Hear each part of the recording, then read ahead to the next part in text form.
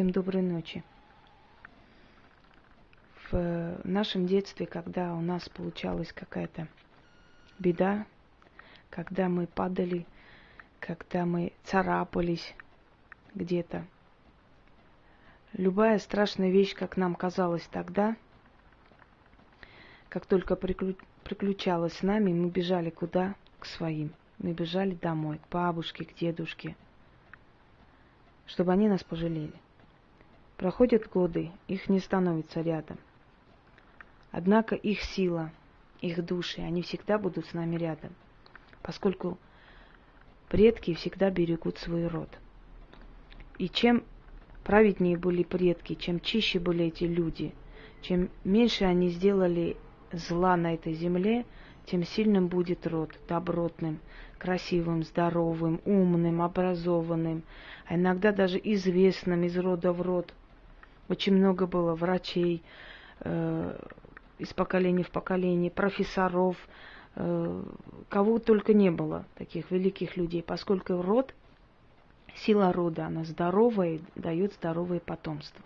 А для того, чтобы род оберегать и не давать в обиду, наши предки и зорко за этим следят. Иногда нам требуется их помощь, когда их уже нет на этой земле. Вот представьте, у каждого человека за спиной огромная масса людей. Это сила его рода. Бабушки, прабабушки, их бабушки, прабабушки и далее, и далее. За каждым человеком огромная сила его рода. Обижая одного человека, вы трогаете весь род. И чем сильнее этот род, тем сильнее будет мщение. Если ко мне приходят люди, когда молодых людей нужно вытянуть, спасти просто-напросто из страшных компаний, из очень плохих передряг и так далее, я часто обращаюсь к силе их рода. Если человек не желает прийти, то можно по согласию родителей этого человека взять его фотографию, вещь положить, вызвать силу рода и попросить за него. Однако то, что я сейчас почитаю, это относится к колдовскому роду. Вот это можно использовать только для себя, колдунам, для того, чтобы поднять силу своего рода. Вообще, дорогие друзья, когда вы понимаете, что в вашей жизни вот происходит какая-то неурядица, когда начинает со всех сторон, просто-напросто, надоедать вам. Я бы не сказала, что нам вредит это все, но надоедает иногда, забирает силу, устаете от всего этого, да? Лучше все вместе сделать. Вот все эти ритуалы вместе, воззвание к богам, к роду, все это собрать, усилить, и вы не представляете, как вам становится легко и хорошо. Никогда не ленитесь для себя делать что-либо. Я знаю, я понимаю, что мы устаем, мы работаем очень допоздна иногда, и нам так неохота уже что-нибудь еще делать, хочется завалиться с книгой или перед телевизором пить чай и заснуть. Но поверьте мне, когда вы себя пересиливаете, не откладывая на завтра и завтра сделаю, пересиливайте себя, очищайте, скидывайте с себя эту отрицательную энергетику, накопленную от людей. Ведь мы же с вами понимаем, что мы собираем столько отрицательной энергетики, если мы от этого не избавимся, то она потихоньку у нас вносит здоровье. И вот скидывайте с себя это все, счищайте помещение, пройдитесь по дому, не мне вам рассказывать, что там читать, я обращаюсь именно к практикам. Вот, очистите атмосферу, сделайте для себя тоже что-нибудь, потому что вы тоже живой человек. Если вы упадете от бессилия и усталости, то никто вам не поможет, поверьте мне, потому что нами привыкли только пользоваться и приходить к нам в трудную минуту, но когда нам трудно и плохо, мы никогда не найдем опоры и помощи. Единственная наша опора и помощь – это мы сами. И вот я выставляю вот эти ритуалы для того, чтобы вы научились себя защищать, себе помогать. Есть те, которые начинают, у которых действительно есть сила. Я не обращаюсь к тем многочисленным колдушкам и всякой ерунде, которые заполонили интернет. Нет, это речь не об этих гадалках. Речь о тех людях, которые действительно профессионально занимаются. Просто некоторые из них за неимением информации, за неимением возможности, например, больше обучаться, узнавать. Вот им передала сила рода и бабушек, а вот ритуальной магии они еще не осилили, не знают, как это нужно и так далее. Я снимаю для вас. Мне здесь как-то в упрек сказали, что я вот снимаю, и молодые там люди возьмут и испоганят себе жизнь. Если эти молодые люди рискнули, если они набрались наглости, решив, что им можно это провести и все будет хорошо, то флаг им в руки, пусть губят себе жизнь, это их дело. Потому что я всегда предупреждаю, я всегда говорю, для кого эти ритуалы предназначены. Если бы мы, то есть,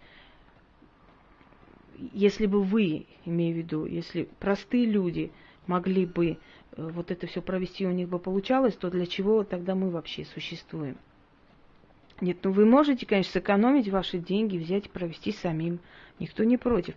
Но потом уже вам придется отдать в 10 раз больше для того, чтобы вылечиться от каких-то страшных заболеваний, которые непонятно откуда к вам прилетят.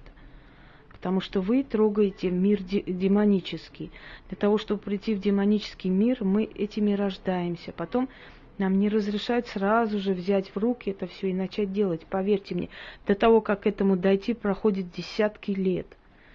И только тогда, зная, понимая, защищая себя, мы постепенно это делаем. Тогда вопрос, да, зачем нам это надо? Отвечаю, не мы выбираем, мы не можем этого не сделать. Если мы от этого будем убегать, нас вернут и очень жестко. Это уже испробованный и пройденный этап.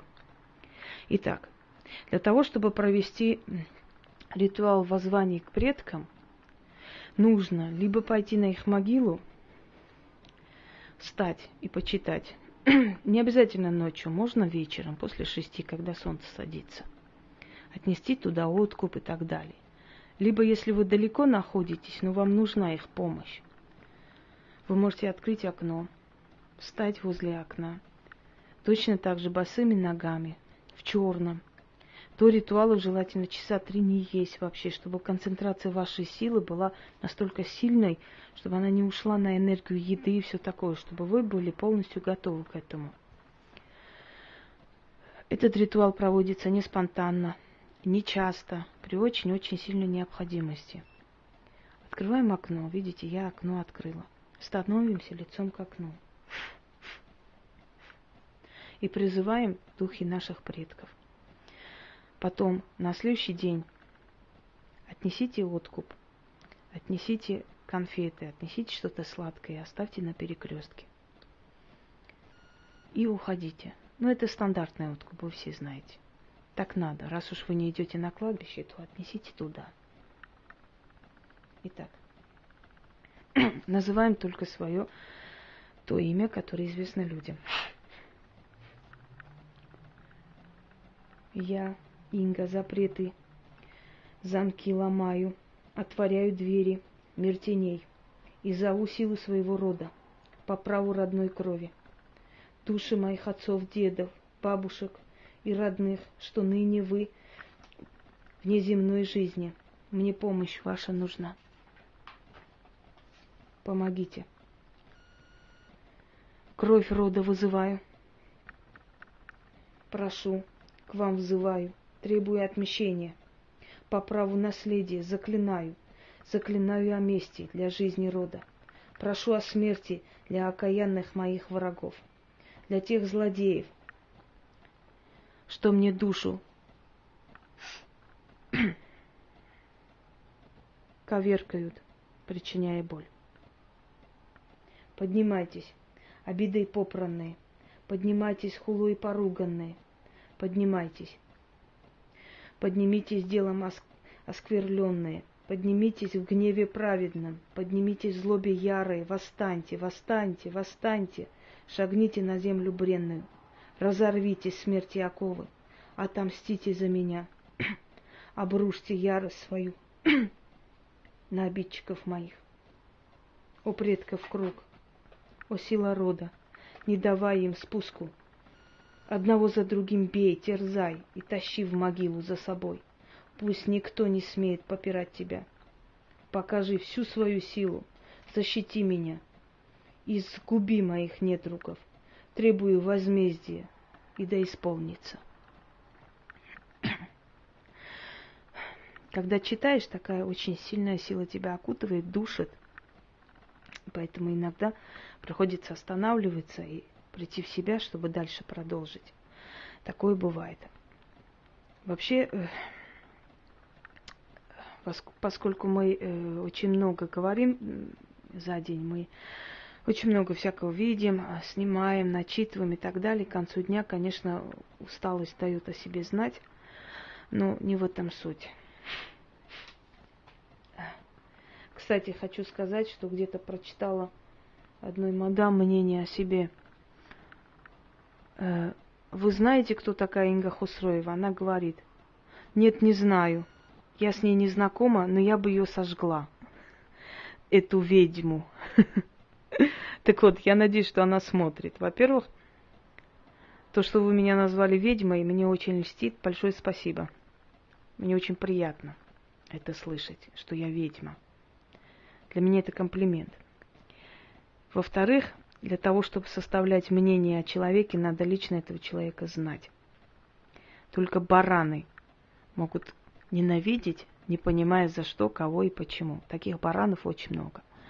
Но радует одно, что умных людей еще больше. А что касается костра, то скажу, фиг дождешься, милочка. Поскольку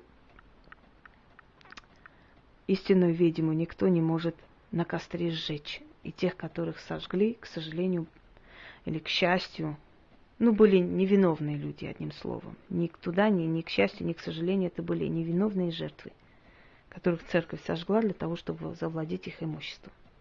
Так что не будьте баранами, имейте свое мнение. И рискните мне самой такое написать. Никогда не рискнете. Даю вам слово. Всего доброго, удачи всем.